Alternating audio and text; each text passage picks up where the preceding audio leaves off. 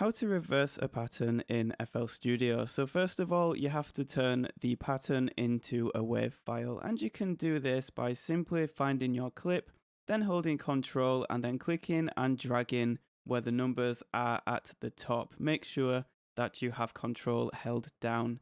You also want some clearance at the end of the clip just to make sure that you don't cut off any reverb. So now open up the channel rack, and now you want to make sure that your instrument is selected, which will then highlight it green, and then assign this instrument to the channel rack. So I put it onto number 10.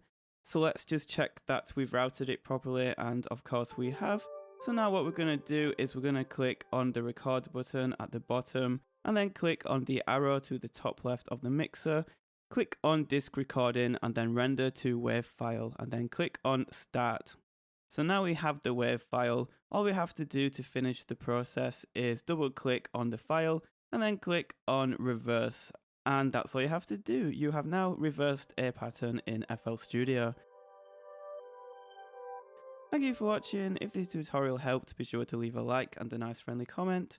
It lets me know that these videos helped, and that would be great.